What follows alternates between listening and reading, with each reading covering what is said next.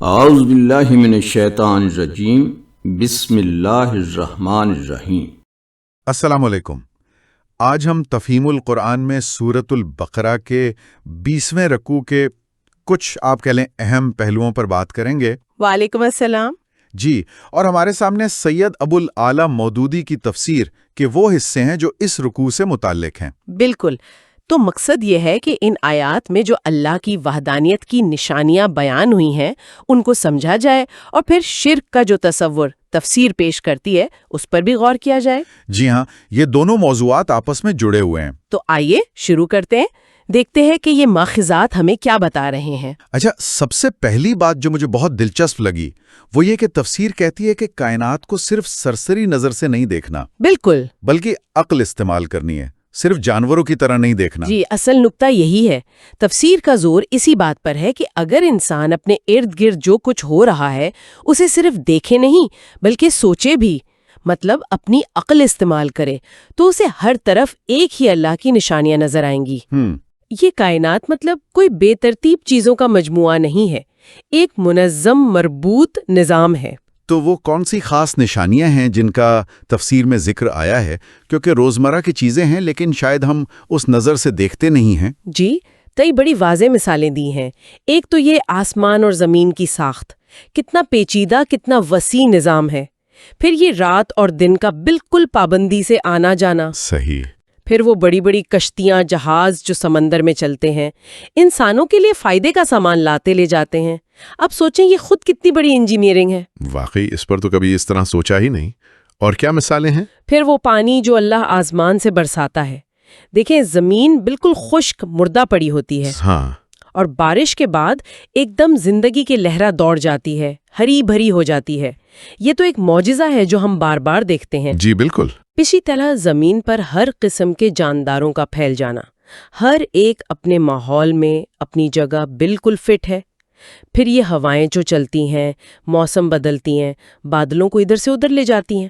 اور بادل خود بھی؟ اور وہ بادل خود جو آسمان اور زمین کے بیچ میں آپ کہہ لیں معلق ہیں، اللہ کے حکم کے پابند، جہاں حکم ہوتا ہے وہاں برس جاتے ہیں۔ یہ سب چیزیں تو واقعی روزمرہ مشاہدے کی ہیں، لیکن اگر اس زاویے سے جو تفسیر بتا رہی ہے سوچیں تو حیرت ہوتی ہے۔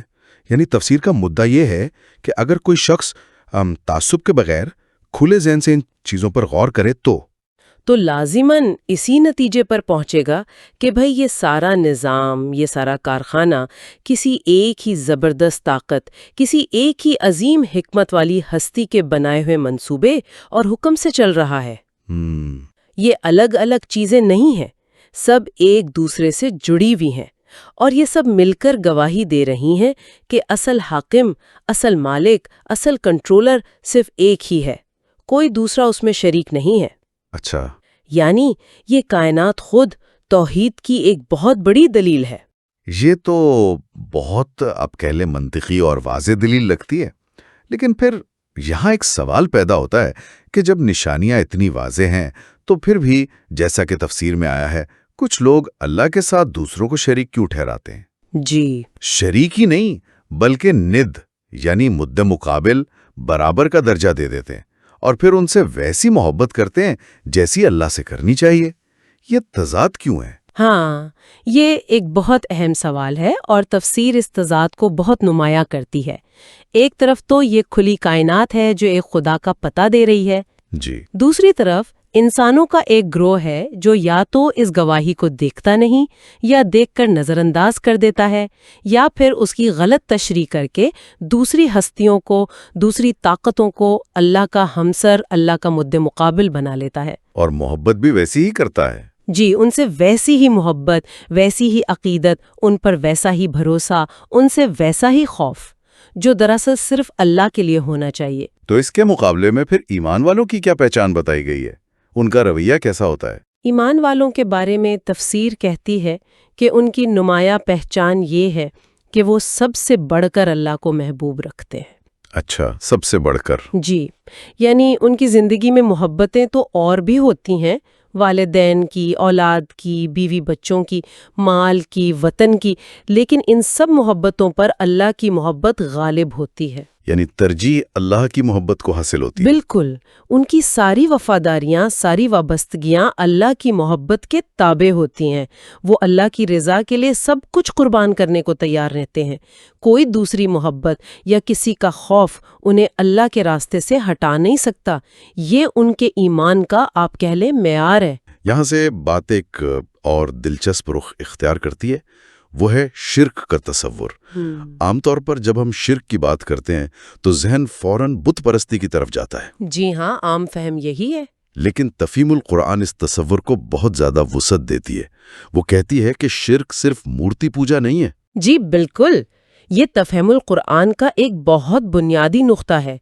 تفسیر بہت واضح کرتی ہے کہ شرک صرف پتھر یا لکڑی کے بتوں کو پوجنا نہیں ہے، بلکہ اللہ تعالیٰ کی ذات کے ساتھ جو صفات خاص ہیں یا وہ حقوق جو صرف اللہ کے لیے ہیں، ان میں کسی دوسرے کو حصہ دار ٹھہرانا، یہ بھی شرک ہے۔ اچھا، تو یہ سمجھنا ضروری ہے کہ وہ کون سی مخصوص صفات اور حقوق ہیں تاکہ یہ وسیع تعریف واضح ہو سکے۔ جی، تفسیر کے مطابق کچھ صفات ایسی ہیں جو صرف اور صرف اللہ تعالیٰ کے ساتھ خاص ہیں۔ مثلا پہلی بات، کائنات کے نظام پر، اسباب پر مکمل حکمرانی، یعنی کون سی چیز کیسے کام کرے گی، اس کا کیا نتیجہ نکلے گا، اس سب کا اصل اختیار اللہ کے پاس ہے۔ یعنی کاز اینڈ ایفیکٹ کا کنٹرول۔ جی، آپ کہہ سکتی ہیں۔ دوسری، حقیقی حاجت روا اور مشکل کشا ہونا، یعنی اصل میں ضرورتیں پوری کرنے والا اور مشکلات سے نکالنے والا صرف اللہ ہے۔ ٹھیک۔ تیسری، ہر ایک کی فریاد سننے والا اور دعائیں قبول کرنے والا، وہ سب کی سنتا ہے اور قبول کرنا نہ کرنا اس کی حکمت اور مرضی پر ہے۔ اور غیب کا علم؟ جی، چوتھی بات، غیب کا علم، یعنی وہ چیزیں جو ہماری نگاہوں سے، ہمارے حواس سے پوشیدہ ہیں، ماضی، حال، مستقبل کی وہ باتیں جو ہم نہیں جانتے، ان سب کا حقیقی علم صرف اللہ کو ہے۔ ظاہر ہو یا پوشیدہ، سب اس پر عیاں ہیں۔ یہ وہ صفات ہیں جن میں کوئی دوسرا شریک نہیں ہو سکتا۔ اور اللہ کے مخصوص حقوق کون سے ہیں بندوں کے حوالے سے؟ اسی طرح بندوں پر اللہ کے کچھ حقوق ہیں جو صرف اسی کے لیے ادا ہونے چاہیے۔ ان میں سے کچھ یہ ہیں۔ پہلا، اسی کو مقتدر اعلیٰ یعنی سپریم سوورن ماننا۔ حاکمیت صرف اللہ کی ہے، یعنی آخری اتھارٹی وہی ہے۔ جی۔ دوسرا، اسی کے آگے بندگی میں سر جھکانا، یعنی عبادت، پرستش، سجدہ، یہ سب صرف اسی کے لیے۔ تیسرا، اپنی حاجتیں صرف اسی سے مانگنا، دعا اور التجا کا مرکز وہی ہو۔ مدد کے لیے پکارنا بھی؟ بالکل۔ چوتھا، مشکل وقت میں حقیقی مددگار اسی کو سمجھنا اور اسی کو پکارنا۔ پانچواں، توکل، یعنی بھروسہ صرف اسی کی ذات پر رکھنا۔ اسباب اختیار کرنا الگ بات ہے، لیکن دل کا بھروسہ اللہ پر ہو۔ اور امید اور خوف؟ جی۔ چھٹا، اصل امیدیں اسی سے وابستہ کرنا اور اصل میں ڈرنا بھی اسی سے، یعنی اللہ کا خوف باقی تمام خوفوں پر غالب ہو۔ اور ایک اہم نقطہ جو آپ نے پہلے بھی اشارہ کیا، قانون سازی اور حلال و حرام کا اختیار۔ ہاں، یہ بہت اہم ہے۔ تفسیر اس پر بہت زور دیتی ہے۔ مالک الملک ہونے کی حیثیت سے، یعنی کائنات کا مالک ہونے کی بنا پر، یہ حق بھی صرف اللہ کا ہے کہ وہ اپنی مخلوق کے لیے زندگی گزارنے کے اصول بنائے، کیا حلال ہے، کیا حرام، اس کی حدیں مقرر کرے، ہمارے فرائض کیا ہیں، ہمارے حقوق کیا ہیں، یہ طے کرے، اور یہ بتائے کہ ہم اپنی طاقتوں کو، اپنی صلاحیتوں کو، اللہ کے دیے ہوئے وسائل کو کیسے استعمال کریں۔ بندوں کا کام یہ ہے کہ وہ اللہ کی اس حاکمیت اعلیٰ کو تسلیم کریں، اس کے حکم کو قانون کا سرچشمہ مانیں اور اپنی زندگی کے ہر معاملے میں، انفرادی ہو یا اجتماعی، اسی کی ہدایت کو آخری سند سمجھیں۔ تو گویا تفسیر یہ کہہ رہی ہے کہ اگر کوئی شخص اللہ کی ان خاص صفات میں سے کوئی صفت یا ان حقوق بندگی میں سے کوئی حق کسی اور کو دے دے، جی، چاہے وہ کوئی نبی ہو، کوئی ولی، کوئی فرشتہ، کوئی جن، کوئی زندہ انسان، کوئی فوت شدہ بزرگ، کوئی ادارہ، کوئی نظریہ، حتیٰ کہ اپنی نفسانی خواہشات ہی کیوں نہ ہوں، تو وہ اصل میں شرک کر رہا ہے۔ جی بالکل، تفسیر کے مطابق یہی اصل میں شرک فی الصفات اور شرک فی الحقوق ہے۔ اور اسی طرح اگر کوئی فرد یا کوئی ادارہ خود ان صفات کا دعویٰ کر بیٹھے یا لوگوں سے ان حقوق کا مطالبہ کرنے لگے، مثلاً کوئی کہے کہ میں غیب جانتا ہوں یا میں حاجتیں پوری کر سکتا ہوں، یا یہ کہے کہ قانون بنانے کا حتمی اختیار مجھے ہے، اللہ کو نہیں، تو وہ بھی خود کو اللہ کے مقابلے پر لے آیا، اس نے خود کو اللہ کا مد مقابل یا ند بنا لیا، چاہے وہ زبان سے خدائی کا دعویٰ کرے یا نہ کرے۔ اچھا، یہ شرک کی وہ شکل ہے جو شاید بت پرستی سے بھی زیادہ آپ کہہ لیں لطیف ہے اور زیادہ پھیلی ہوئی ہو سکتی ہے۔ یہ تو شرک کی ایک بہت ہی جامع اور گہری تعریف ہوئی۔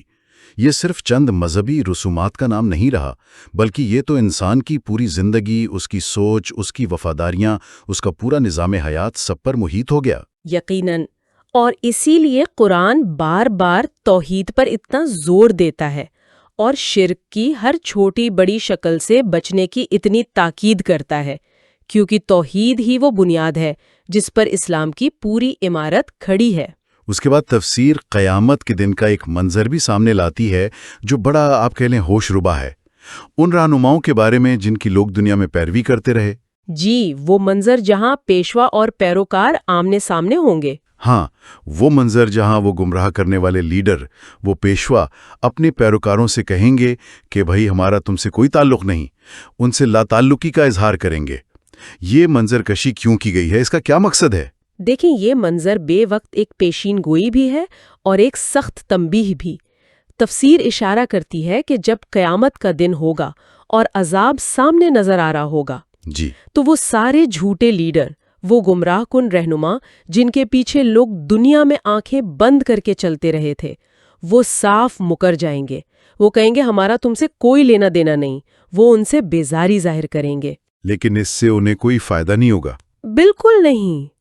اس بیزاری سے نہ وہ خود عذاب سے بچیں گے، نہ اپنے پیروکاروں کو بچا پائیں گے۔ تفسیر کہتی ہے کہ ان کے آپس کے جتنے بھی تعلقات تھے، جتنے سہارے تھے، وہ سب ٹوٹ جائیں گے۔ وہ اسباب جن پر وہ دنیا میں بھروسہ کرتے تھے، وہ سب ختم ہو جائیں گے۔ اور پیروکاروں کا کیا حال ہوگا؟ وہ جو پیچھے چلتے رہے؟ ان کا حال تو اور بھی برا ہوگا۔ وہ لوگ جنہوں نے ان غمار رہنماؤں کی بات مانی تھی، وہ اس وقت شدید حسرت اور پشیمانی میں مبتلا ہوں گے۔